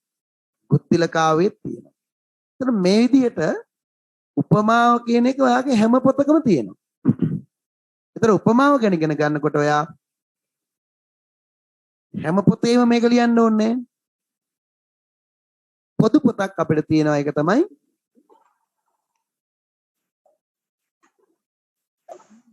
ඕනේ. ඒක හැමදාම පන්තිය ගාවට වාඩි වෙනකොට තියෙන්න ඕනේ පොතක්. ප්‍රධාන වශයෙන් තියෙනවා. ඔයාලට පුළුවන් ඒකේ එදා දවස් සටහන ලියලා කටුවට ලියාගෙන ඒ සටහන ලස්සනට පස්සේ ඔයාගේ නියම පොතකට ගන්න. ඊළඟට ඔයාට අවශ්‍ය වෙයි CR පොත් පිටු 40 CR පොත් 6ක් විතර වගේ. ඒ ටික ඇති අවුරුදු දෙකටම. හරි? ගොඩක් ඒවා නිබන්ධ විදියට ඔබට ලැබෙනවා. දැන් සාහිත්‍ය ප්‍රවේශයේ නිබන්ධය වගේ ඒවායි ලිවීම සඳහා අවශ්‍ය කරන සියලු ඉඩ ටියුට් එකේ තියලා තියෙනවා. ඊළඟට නිබන්ධ විදියට ඔබට දැන් අපි හිතමු සද්ධර්ම රත්නාවලිය තියෙනවා. ඒ කතාව ඔබ ගන්න ඕනි. නමුත් නිබන්ධයක් විදියට ඔබට මේ කතාව ලැබෙනවා. ඒකයි මම කිව්වේ මේ කලබලස්සේ ඔයගොල්ලෝ කඩවල වල මේ යන්න ඕනේ නැහැ විදින්න. ඒ පාඩමට අදාළ නිර්දේශිත පොතේ කොටස අපි ඔබට ලබා දීලා තමයි පාඩම කරන්නේ මේ දවස්වල. හරි? ඒ අනුව ඔන්න ඔබට අවශ්‍ය දේවල්. ඊළඟට ඔයගලට ඕනි පෑන් ගත්තොත් පෑන් වර්ග 3ක් ඕන. අහිංසක පෑන්. අහිංසක පෑන කියලා කියන්නේ ඔයා සාමාන්‍යයෙන් නෝට් එක ලියන පෑන්.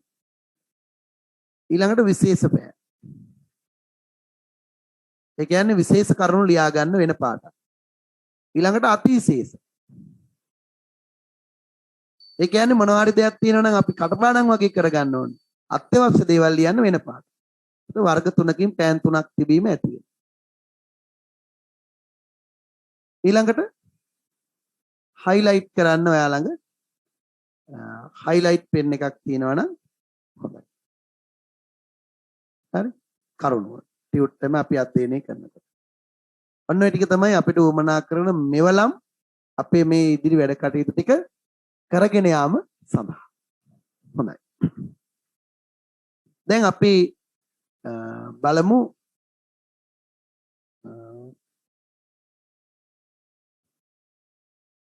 අද දවසේ පාඩමට අපි මම තෝරගෙන තියෙන්නේ මොකද අද අපේ මුල් දවස් කීපේ හිටපු අයත් ඉන්න නිසා කීප දෙනෙක් මම අද අලුත් කොටසක් තෝරගත්තා සාහිත්‍ය ප්‍රවේශයේ ටියුට් එකේ.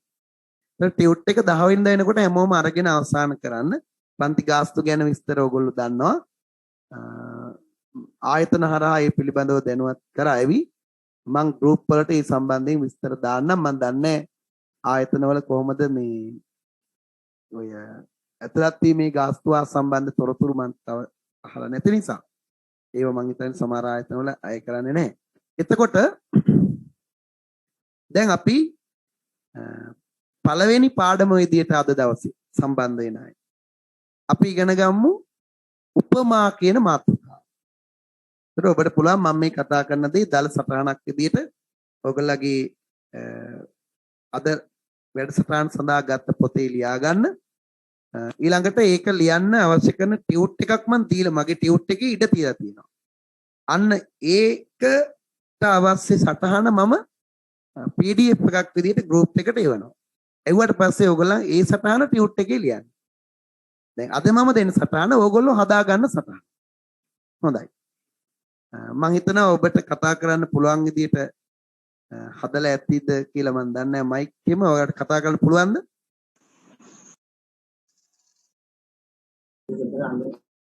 පුළුවන් නේ? හරි. එතකොට උපමාව කියන එක ඔයගොල්ලෝ නිතර අහලා තියෙන එකක්. සහ O level කාලෙත් ඉගෙන ගත්ත උපමා කියන්නේ මොකක්ද කියන එක. ඉතින් අපි මේ පිළිබඳව තමයි මේ වෙලාවේදී සාකච්ඡා කිරීමට අදහස් කරන්නේ. හොඳයි.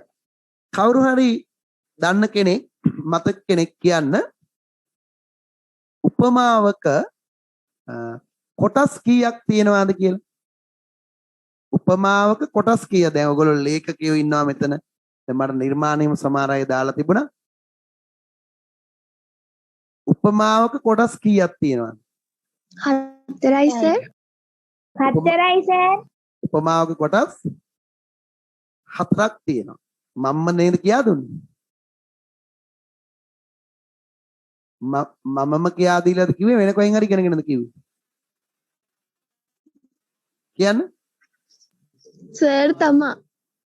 ඒකනේ. ඒ අනුව මං හිතනවා මෙතන ඉන්න වැඩි දෙනා පාඩමට සම්බන්ධ වුණේ නැති නිසා එයාලා දන්නේ උපමාවක කොටස් 3ක් තියෙනවා කියලා. හැබැයි ඇත්තටම උපමාවක තියෙනවා කොටස් 4ක්. මොනවාද ඒ කොටස් 4? ඔබ සටහන හදාගන්න. මම සටහන ලියා ගන්නත් දෙනවා. උපමේය, උපමාව, සාම්‍ය,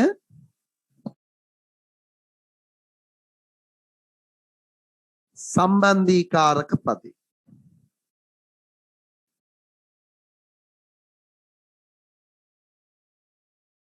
ඔන්න උපමාවක තියෙනවා කරුණු 4ක්. හරියට සිංහල ඉගෙන ගත්තේ නැති ගුරුවරු උගන්වන්නේ උපමාවක ඒගොල්ලෝ ඔයාලට හොයාගන්න පුළුවන්. ඒගොල්ලෝ උගන්වන්නේ මෙන්න මේ තුන විතරයි. එහෙනම් එයා මේ ගැන අධ්‍යයනය කළ කෙනෙක් නෙමෙයි. එච්චරයි ඒකෙන් ඔයාලට තේරුම් ගන්න. ඒ කියන්නේ මේ විෂය ගැන එයා අධ්‍යයනය කළා නැහැ. උපමා කියන්නේ මොකක්ද කියලා එයා හොයලා නැහැ. නිකන් කොහෙන් හරි දැක්ක දෙයක් කියලා. ඒක කියා අවුරුදු ගානක් ජීවත් වෙලා. එච්චරයි. හරි? මේක කියනවා කියලා කියන්නේ ඔහු ඒ විෂය පිළිබඳව යම් කිසි දෙයක් හොයලා තියෙනවා. එතකොට ඔබ දන්නවා උපමාව කවියොත් පාවිච්චි කරනවා, කෙටි කතා කරුවෝ පාවිච්චි කරනවා, නව කතා කරුවෝ පාවිච්චි කරනවා නේද? ඊළඟට පාවිච්චි කරනවා පැරණි කතා ලියපු අය පාවිච්චි කරලා තියෙනවා. නාට්‍ය ලියන අය පාවිච්චි කරනවා. ඒ විදිහට උපමාව කියන්නේ බහුතරයක් දෙනා පාවිච්චි කරන එකක් නේද? වැඩි දෙනා පාවිච්චි කරන එකක් උපමාව. මම හිතනවා ඔබ ඒක දන්න බව. එතකොට උපමාව ගැන විස්තර කරනකොට කියලා තියෙනවා සංස්කෘත සෞන්දර්ය වේදයේදී උපමේකා ශෛලූෂී සම්ප්‍රාප්තා චිත්‍ර භූමිකා ભેදා. උපමාව නිලියක් වගේ එක එක වේදිකාවල එක එක චරිත නිරූපණය කරන. දැන් අපි නිකන් උදාහරණයක් ගත්තොත් මං ඊයේ හෝ අපේ රත්නපුර දෙවනි කණ්ඩායමටත් මං කිව්වා මේ උදාහරණය. දැන් හිතන්න අපේ ඔය නාටකංකාරයෝ මේ නාට්‍යයේ ඉන්න සරාගේ අක්කා කවුද යා? රසිකා. රසිකා කියන්නේ කසුනි කාවින්දි. 2011 අවුරුද්දේ මගේ සිංහල හා නාට්‍ය හා රංග කලාව පන්ති ඉගෙනගත්ත විද්‍යාර්ථිනියක්. එතකොට අපි දකින ඇය ඒ නාට්‍යයේ ගැමි තරුණියකට රඟපානවා. තව නාට්‍යයක සෙබලියකට රජකුමාරියකට රඟපානවා. තව නාට්‍යයක පෙම්වතියකට රඟපානවා. තව නාට්‍යයක නිකම්ම දුවේකට රඟපානවා. මේ විදිහට චරිත පහක් කළාට කසුනිල පහක්ද ඉන්නේ එක කසුනිද? එක්කෙනයි. හැබැයි එයා එක එක ස්ථානවල පෙනී ඉන්නේ එකම ආකාරයටද එක එක ආකාරවලටද? එක එක ආකාරවලට. එක එක ආකාරවලට තමයි පෙනෙන්නේ. ඒ අනුව අපිට පේනවා උපමාව පාවිච්චි කරනකොට සාහිත්‍යකරුවෙක් එයාට පුළුවන් ඒක එක එක ස්වරූප වලින් පාවිච්චි කරන්න. දැන් අපි ධර්මසේන ආම්ද්‍රෝ පාවිච්චි කළේ එකම විදිහේ. අපේ විද්‍යා චක්‍රවර්ති පණ්ඩිවරයා තව විදිහක්. මෑත කාලෙට එනකොට තව විදිහක්. කවීන් ගන්නකොට තව විදිහක්. ඒ අනුව මට ඔබට කියන්න ඕනේ උපමාව කියලා කියන්නේ ඊටාම දැඩි ලෙස නිර්මාණකරුවන්ගේ අවධානයට ලක් වෙච්ච උපක්‍රමයක්. මේක මම ඉස්සෙල්ලා පැහැදිලි කිරීම කරන්නේ මේක ඔබ හිතන විදිහට මොන අලංකාරයක්ද? දැන් අලංකාර වර්ග දෙකක් තියෙන්නේ. මේක මම ස්ක්‍රීන් එකෙන් අයින් කරනවා. අලංකාර තියෙන්නේ වර්ග දෙකයි.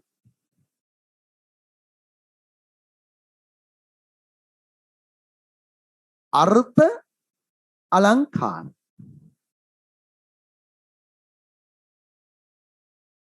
ශබ්ද අලංකාර. ඒ අනුව උපමාව අයිති වෙන්නේ මොන අලංකාරයටද? අර්ථ අලංකාර. අර්ථ අලංකාර. very good. අර්ථ අලංකාරයට. එතකොට ඔබ දන්නවා ශබ්ද අලංකාරය නම් තේරුම් ගන්න බුද්ධියක් තියෙන්න ඕනි නැහැ. ශබ්ද අලංකාරය තේරුම් ගන්න බුද්ධියක් තියෙන්න ඕනේ නැහැ. ඒක ඕනිම බුද්ධි මට්ටම කෙනෙකුට තේරෙනවා. හැබැයි අර්ථ අලංකාර තේරුම් ගන්න යම් දුරකට බුද්ධිය මෙහෙවන්න ඕනි. යම් තාක් දුරකට බුද්ධිය මෙහෙවන්න ඕනි. හරි? එතකොට උපමා අලංකාරයක් තේරුම් ගන්න එහෙමනම් අපි අහගෙන හිටියට විතරක් ඇතිද? ඒ ගැන ටිකක් හිතන්න ඕනේද? ඒ ගැන ටිකක් හිතන්න ඕනේ. මොනවද හිතන්නේ? අන්න ඒක තමයි සාම්‍ය කියලා කියන්නේ. අපි පොඩි සටහනක් ලියමු. ඔයා මාතෘකාව උපමා අලංකාරය කියලා ලියලා ඇති. ඊට පස්සේ ඒකේ කොටස් ටික බෙදලා සමානලාට chart එක හදාගෙන ඇති. ලියන්න ගොඩක් අයට අද සමහර පැතිවල ලොකු වැසි තියෙන නිසා සිග්නල් ප්‍රශ්නයක් එන්න පුළුවන්. හරියට ඇහුන්නේ නැති වුණොත් ඒ ගැන කනගාටු වෙන්න එපා. මං ටියුට් එක 10 වෙනිදා වෙනකොට හැමෝම ගත්තාම PDF එකක් විදිහට නෝට් එක ගෲප් එකට එවනවා. මේ නෝට් එක නෙමෙයි හැබැයි මීට වඩා සංක්ෂිප්ත නෝට් එකක්. ටියුට් එකේ ලියා ගන්න එවන්නේ මේ සාකච්ඡා කරන්නේ විස්තරාත්මකව. හොඳයි. එහෙමනම් ලියා ගන්න.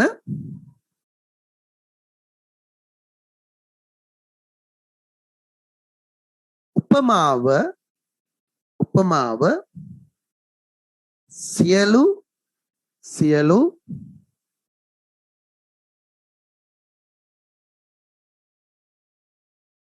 අලංකාර අතර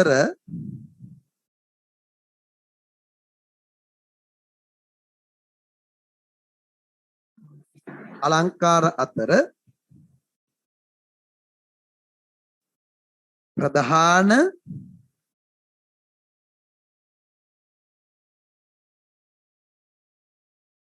අර්ථාලංකාරයකි. ප්‍රධාන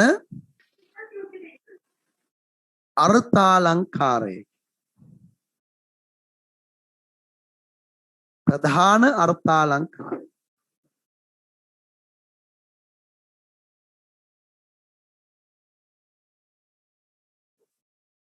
උපමාවක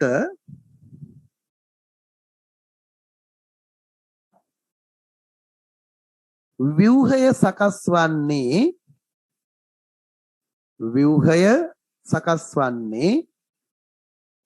ආයෙමයි මුලින් ඉඳන් කියන්න පුළුවන්. උපමාවක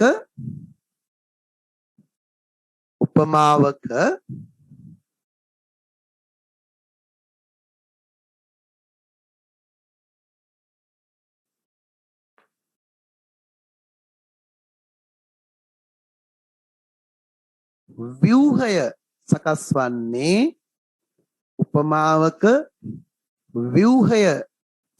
වන්නේ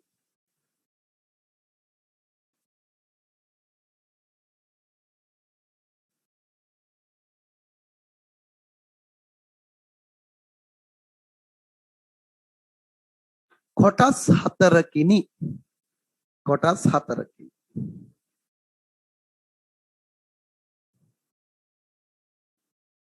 එක උපමේය.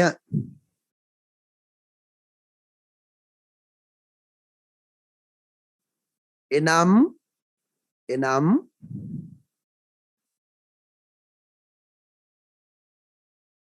පැහැදිලි කර දිය යුතු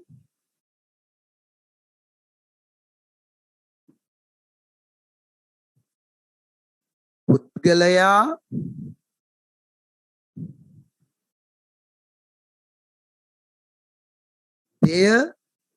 දෙය මොනවාරි දෙයක් හෝ පැහැදිලි කර යුතු පුද්ගලයා දෙය හෝ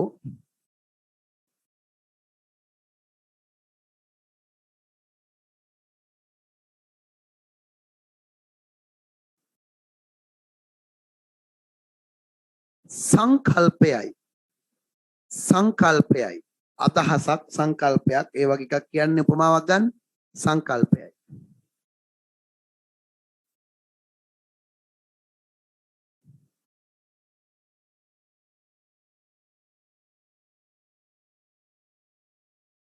දෙක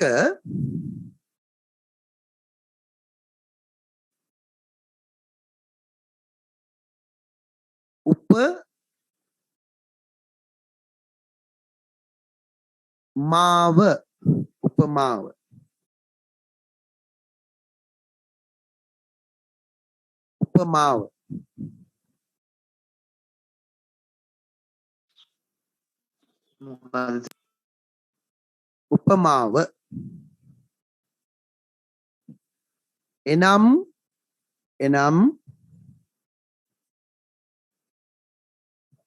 පැහැදිලි කළ යුතු පැහැදිලි කළ යුතු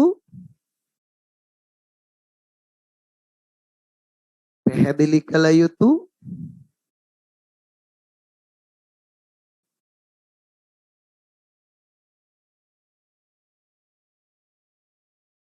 පුද්ගලයා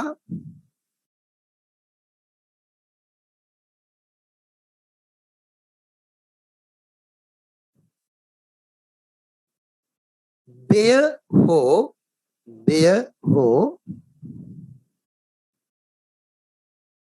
සංකල්පය දෙය හෝ සංකල්පය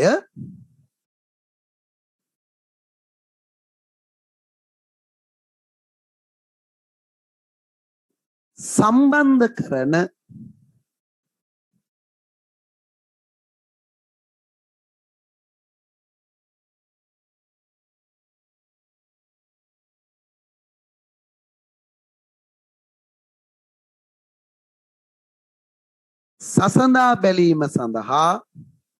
සසඳා බැලීම සඳහා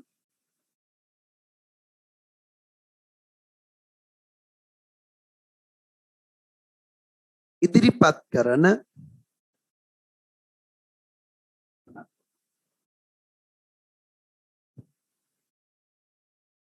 පුද්ගලයා දෙය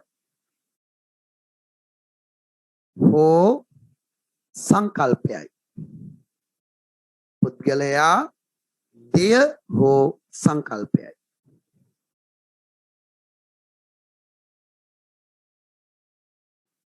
මං හිතනවා ඔබට ඒක වැටහෙන්නේ නැති කියලා පුද්ගලයා දෙය හෝ සංකල්පයයි වටහා ගන්න ඇති කියලා මං හිතනවා දැන් හිතන්න ඔය දැන් ඔයා කියනවා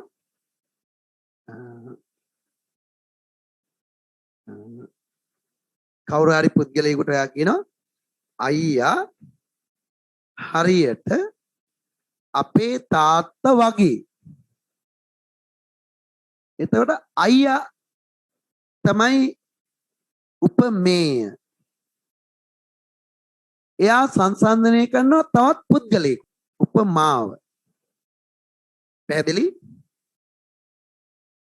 බනිස් ගෙඩියක් අතට අරගෙන ඔයා කියනවා මේක ගලක් වගේ බනිස් ගෙඩියක් අල්ලලා ඔයා කියනවා මේක ගලක් වගේ එතකොට ඔබට මේකෙදි තේරුම් ගන්න පුළුවන් අර බනිස් ගෙඩිය තමයි මෙතන තියෙන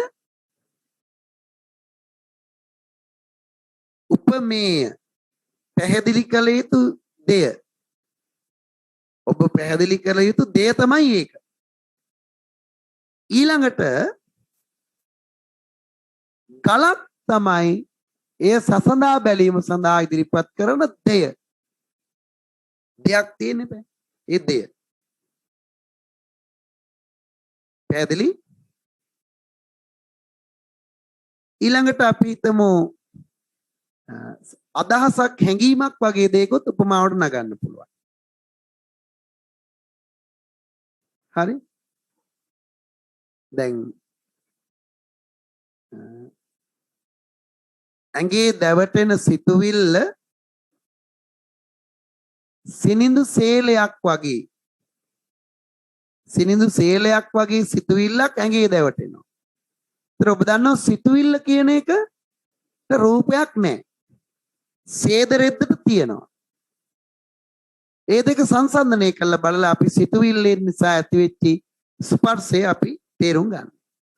මේ විදිහටයි උපමාව පාවිච්චි කරන්නේ උපමා පාවිච්චි කරන අය. මම හිතනවා ඔබට සටහන තේරෙන්නේ නැති කියලා. ඊළඟට තුන්වෙනි එක තමයි සාම්‍ය.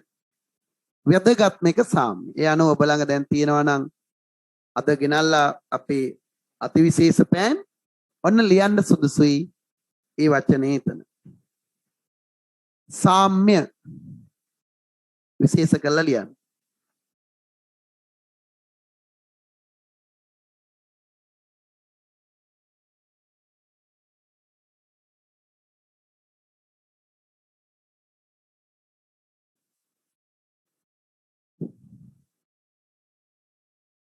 විශේෂ කරලා ලියන්න.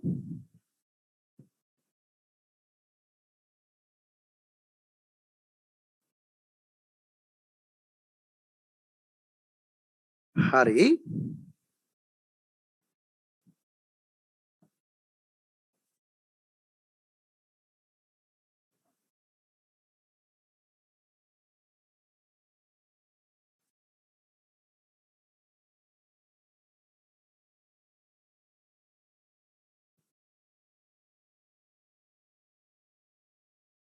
සාම්‍ය ඒක එතනින් ලියන්න. එනම්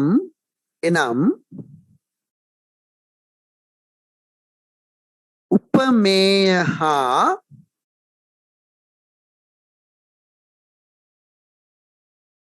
උපමාව අතර උපමේය හා උපමාව අතර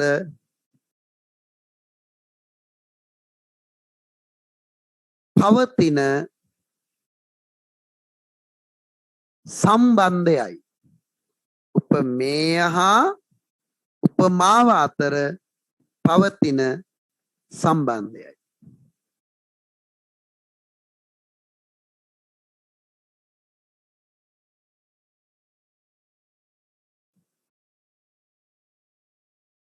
මෙම සම්බන්ධය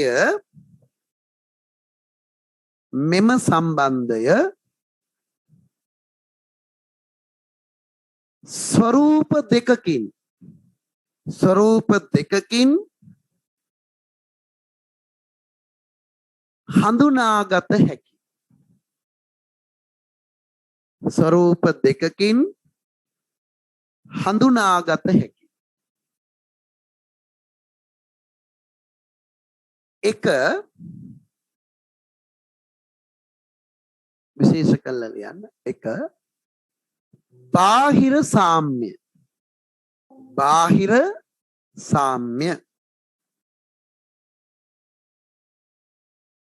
එනම්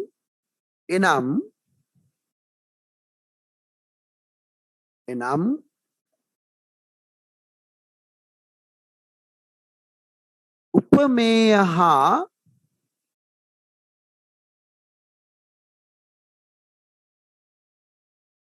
උපමාව අතර